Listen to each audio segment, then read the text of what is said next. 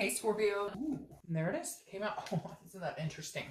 Very interesting. Your counterpart, the reconciliation, got the Knight of Swords, and I switched these up. So it's very interesting to me to see how the signs are still connected, because I literally do like these reconciliation, then Leo's reconciliation, then single, then Leo. And so I've already done a read between yours and the reconciliation. You still got this card, which they had as a clarification card for their distant future. The Knight of Wands is daring, energetic, very romantic, knight in shining armor, sweep you off your feet. So I'm feeling like maybe you're having that type of situation, but for majority of you, I feel like it's more of a hope. Like, where is this person?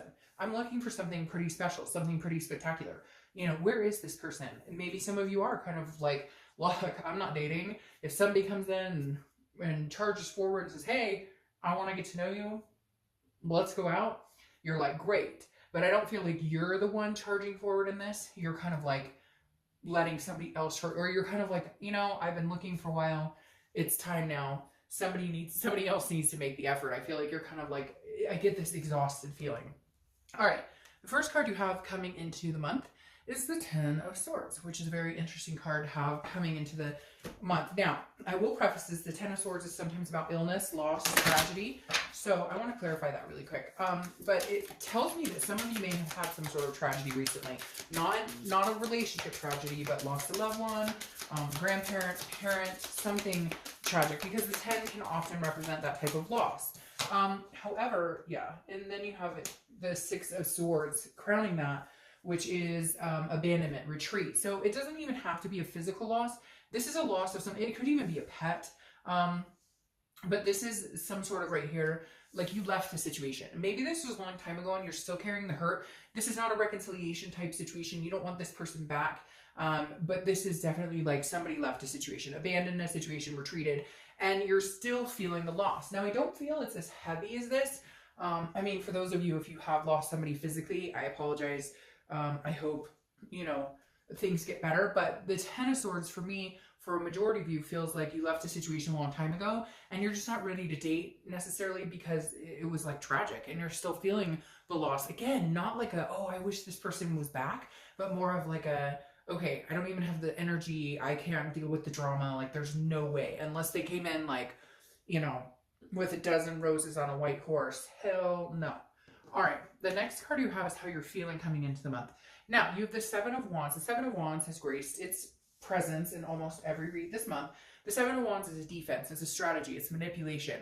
So there's definitely somebody out there who's single who either keeps going back to the same person, dating them, and they're manipulative as fuck. Like, I see somebody out there who keeps talking to this person, who keeps promising them, oh, we're going to be together and we're going to be exclusive, and they're full of crap. And so you're kind of like, maybe you left that situation. And again, not reconciliation. This is somebody you've been dating, somebody you've been talking to.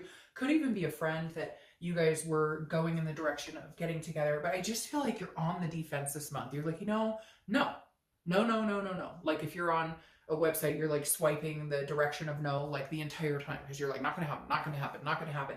And the Seven of Wands is because like you've been manipulated. You had some crappy situations.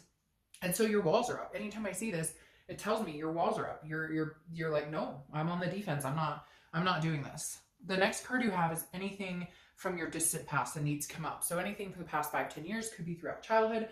You have the Page of Pentacles. The Page of Pentacles always reminds me of somebody who's very practical, very responsible, but still aspires for more than what they have or more than what they want. So the universe is kind of telling you this month, like, you still need to aspire for these dreams, even if there's been crappy stuff going on. And for a lot of you, I feel like this is maybe outside of dating, but it's kind of affected just your general overall mood or what you've been going through or what you're dealing with. And you're just like, I don't have time for this shit. I'm not interested in dating. I'm not interested in people. And I don't want to fall in love again because it always ends up like a tragedy or whatever. But the Page of Pentacles is saying, look, still aspire. Work your butt off, which he's right now is working their butt off. But the Page of Pentacles really tells me that, like, you know, you've been focused on work for so long that you need to really remember what it is you want. Remember those dreams. Remember things that made you happy. Because don't get lost in the shuffle of whatever this chaos has been going on here. All right, the next card you have is your immediate past. So over the past few weeks, past month or two, and you have the Page of Swords. All right, so you have two pages here. the Page of Swords is telling me this is somebody who's seeking truth and clarity. So you guys must have a lot of stuff going on. Again, not just in love life. Like, this tells me somebody is like thinking about their faith, questioning their spirituality, questioning in general what they want. Because again, this person's looking, they're seeking for some sort of clarity. They're seeking their truth. They're wanting to know the ins and outs of a situation. So I feel like some of you have been dating and you just have not been meeting genuine people, or something came up here where maybe you found out something about a past lover or past relationship, and I keep hearing in my head like it just keeps piling up. It's getting worse and worse. What the hell's going on? So I don't know. And again, it may be somebody, like, I hate to say tragic, but there could be something that you've experienced recently that has just made you abandon all thoughts or beliefs in love. And yet at the same time, you're still hanging on by a string. So let's see what else is going on here. The next card you have is your distant future. So over the next few months, you have the Ace of Swords. The Ace of Swords is about logic, clarity, power. This is saying you will get the clear thoughts. You will get the clear path. The fog will lift. You will be in the driver's seat. Right now, I feel like a lot of you kind of life in general. I really just want to like sob right now for some reason. The Ace of Swords makes me feel like somebody is sitting out there going, right now, like it just no matter which way I go, things aren't moving right. Things aren't moving in the direction I want them to go. The Ace of Swords saying, wait, just wait. Like the power will be back in your court soon. For whatever reason, you've had to deal with these things. You've had to deal with everything life has thrown at you, but you won't lose the power. You'll still yield the power here. The next card you have is your immediate future. So the next few weeks throughout the month, yeah. And I don't know, maybe it's because and things are going on and it's chaos or what is going on. But you have the Five of Wands. The Five of Wands is about chaos, priorities, and competition. So maybe you're just competing for, I don't even feel like it's you're competing. I feel like you're meeting people and you feel like you're competing because you meet somebody and you think, hey, they're really cool. And then they've got like 5 other people they're talking to. And you're like, I'm not interested in dating for the rest of my life. I'm not interested in, dating like somebody who's dating 50 people. I'm looking for one decent human being to have some sort of committed relationship in the future and possibly move forward. And here it feels like maybe you're on dating sites or meetup groups and it just seems like endless chaos. But the thing about this though is priorities. So this is you kind of getting your priorities in check. This is maybe you just kind of working on life itself, work-life balance, all aspects of your life. But I feel like there's kind of a chaos that spilled over a little bit into your work, into life in general, into family, whatever it is, because it feels like this is you trying to get a rein on like every step. And so you're not feeling like going out and meeting the love of your life until everything kind of clears up. Like when it rains, it pours, right? The next card you have, goodness, what have you guys got going on?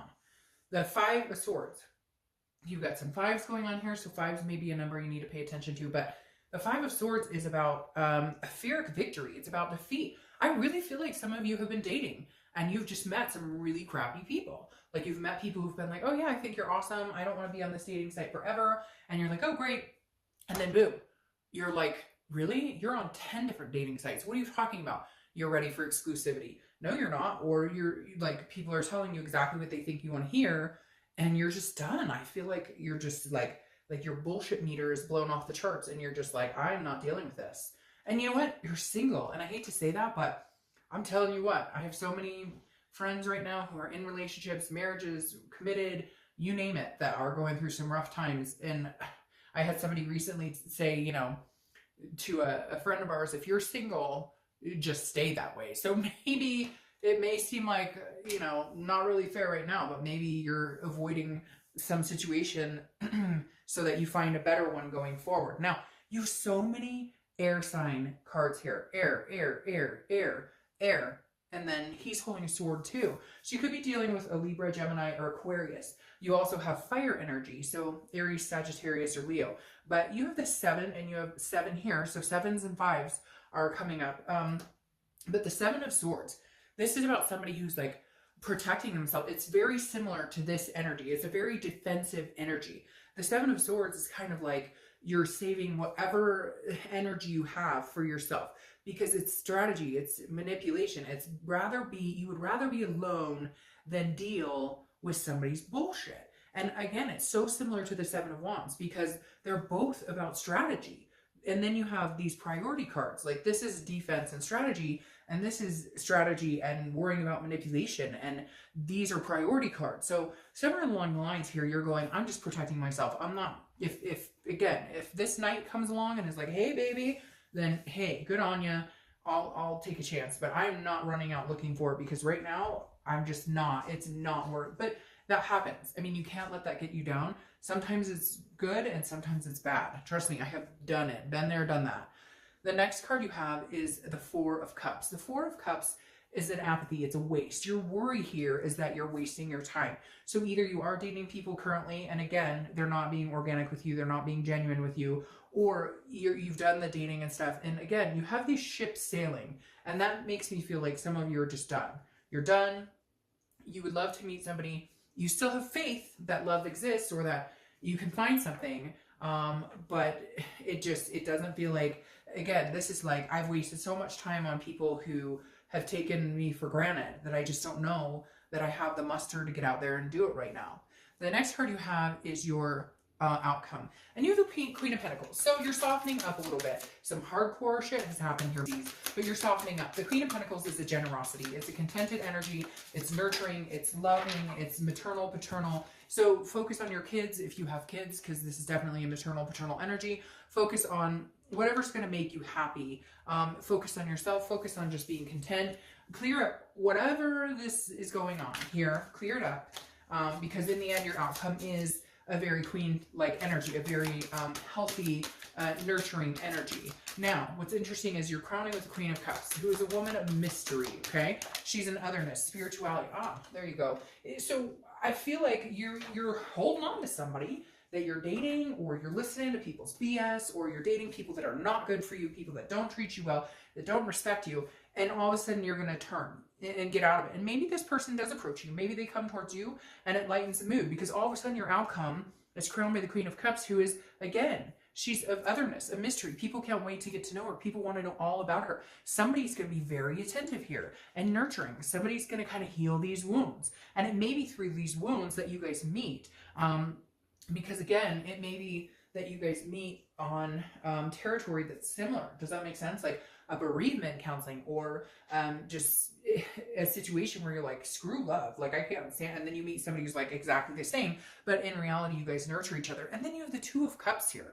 It's like all this shit, and then like the best outcome ever, because your distant outcome is the Two of Cups, which is twin flame. It's karmic connection. It's soulmate. Don't correct me in the description, because everybody calls it something different, and every time I say twin flame or karma, everybody says it differently. All I know is that it's a fantastic card for love. It is by far one of the best, if not the best, cards for love in the deck. It's about a connection, an attraction on such a deeper level. It's almost like you go through this whirlwind of total chaos to end up with the twin.